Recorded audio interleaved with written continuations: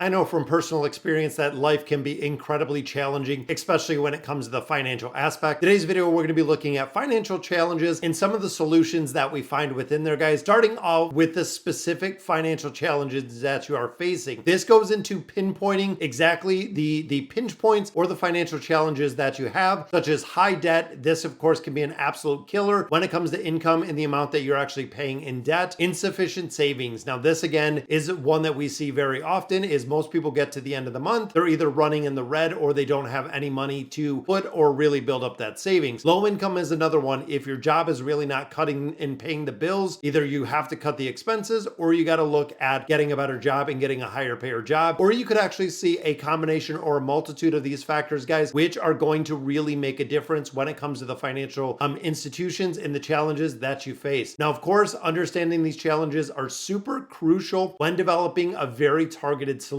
which again, high debt, you can come up with a very strong payment strategy, really cutting out some of those wants or those unnecessary expenses to focus down that high debt. Insufficient savings, the exact same methodology, except instead of paying down that debt, you can actually focus on saving and seeing exactly where you can cut out some of those expenses so you can actually build up that savings a little bit. Now, low income, the exact same, looking at different jobs, looking at opportunities, possibly even getting a second job, a part-time job, a side hustle. Most people, over 50%, I believe it was 54% of Americans currently have a side income that they are using, which is kind of incredible. Number two, guys, creating a realistic budget. This is really the accuracy of the budget is the biggest thing, guys. If you're going to spend the time and effort to make a budget, there's no reason that you should absolutely half-ass it for any reason at all. You need very specific numbers when it comes to income, when it comes to expenses. That way you can see where you can possibly get things much cheaper, where you can cut costs, where you can allocate more funds to really cover those needs and the savings and not focusing as much on the wants. Now, majority of people do the 50-30-20, again, depending on your financial situation.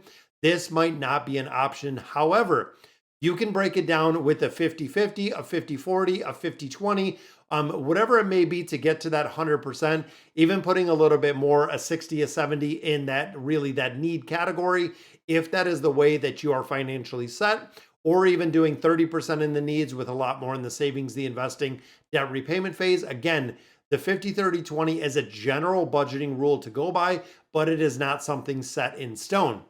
Now, prioritizing high payment or high interest debt, guys, this is where you need a specific plan if this is exactly what you're dealing with. When it comes to high interest debt, you really need to do, and personally, I do the debt avalanche method, which means you list it from your highest interest rate card that you have to your lowest and really focus every single penny that you're allocating to your debt repayment rate onto that highest interest first.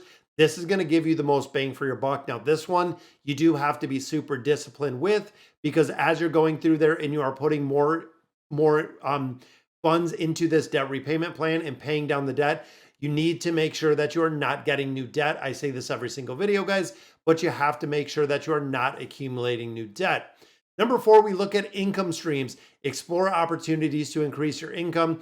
If you look at YouTube, a simple Google search, there are side hustle, freelance works, higher paid jobs. Additional income can really change your financial future, guys. If you're an individual that's, let's say, making $30,000 a year, struggling to make payments, struggling with the budget, if you go to 35, if you go to 40, if you go to 50, even if you pick up a secondary, grocery delivery, if you look at DoorDash, if you look at a lot of the side hustles that are out there, you can make some additional income, and it is the value of the time that you're spending in it to what they're willing to pay you. But a lot of these side hustles can be super profitable based on the time and effort that you put into them and really making them and incorporating them as a part of your life. And number five, we get into the emergency fund, guys. I cannot prioritize this enough. The emergency fund is the actual financial cushion. When you see unexpected expenses, you're going to be able to cover them without any issues, because you don't want to rely on the credit cards and you don't want to rely on the the borrowing aspect, because that is not what you want to do, guys. You'll just get yourself in more debt and you'll perpetuate the cycle of borrowing and paying back a lot more than you actually borrowed. Because again, if you look $3,000, $5,000, $7,000, if you're borrowing, chances are you're paying $1,000, $2,000, $3,000 in addition to what you already borrowed. as the repayment, as the interest runs, which means you're going to be in a worse off situation eventually. It might take a little bit of time to get there, but you will get there. Number 6, guys, looking at your expenses and negotiating your bills. This is something that a lot of people do not realize when it comes to bills, when it comes to utilities, when it comes to insurance, cable, when it comes to mortgage rates, auto loan rates. There is a big competition between companies, guys, that you can make a lot of these things a lot more affordable and saving money while keeping the exact same goods and services. For instance, I had my auto insurance with USAA, a company that I love and I trust. I moved it over to AAA. So literally the same apples to apples coverage with two different companies. AAA being based in Michigan. We were able to get a policy with them that saved us about $900 a year. That is game changing, guys. Even though breaking it down on a monthly basis, you know what? That is still $900 a year that I am not shelling out for an identical coverage from different places. Number 7, we get into seeking financial advice. I am a certified financial counselor. I have people that come to me all the time about financial questions. If you have financial questions, guys, drop them in the comments down below and I will definitely answer them for you.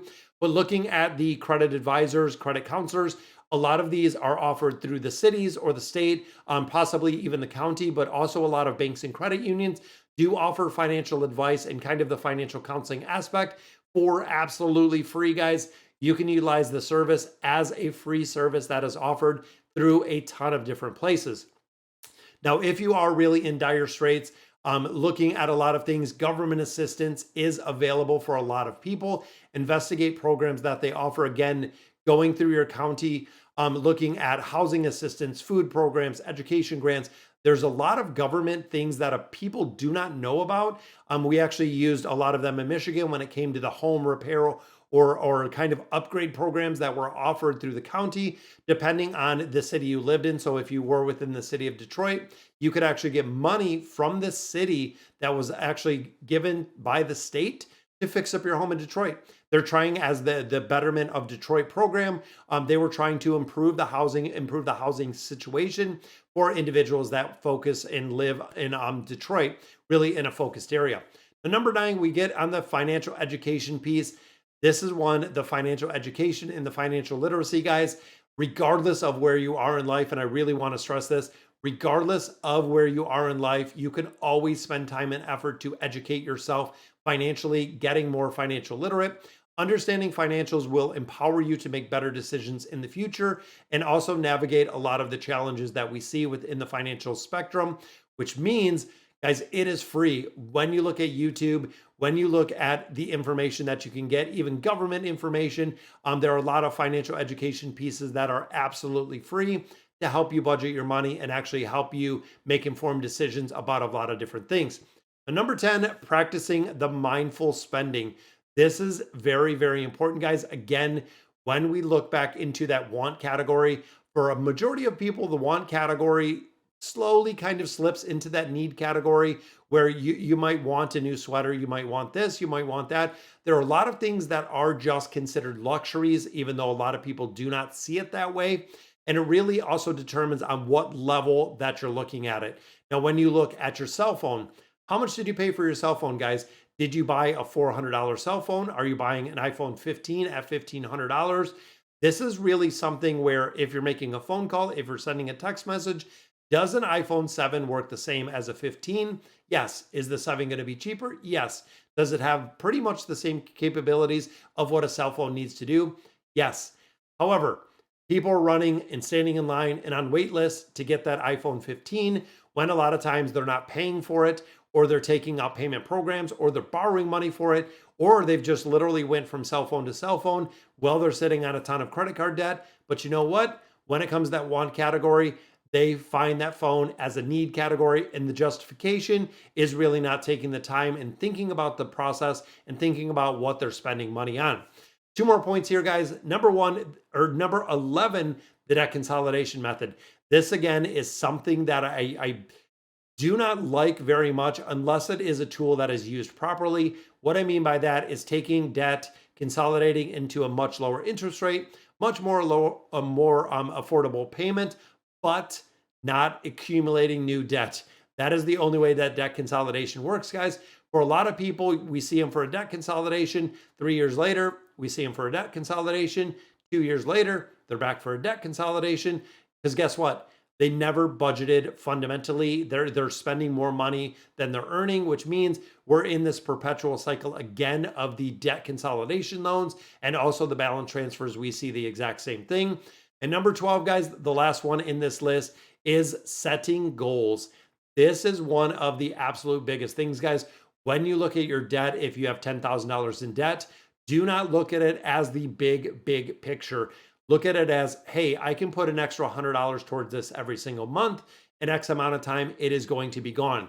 When you look at, looking at Mount Olympus, looking at a giant 2,000-pound boulder, it can be broken into pebbles, guys. You can break all of your financial goals into very small, actionable parts. If it means even saying, hey, I need to put $3 away every single day, breaking it down that easy. Or, hey, I need to put away, $50 every single paycheck. You can break those down and celebrate along the way. So when you get to that $10,000 budget, or when you get, a quarter of the way, halfway down, when you can start seeing you making progression within that budget, that is time that you want to celebrate. Doesn't mean it has to be going out and spending more money, guys, but you absolutely want to celebrate the wins when it comes to financial counseling. So again, guys, let me know some of the questions that you do have in the bottom, and I'll catch you in the next video.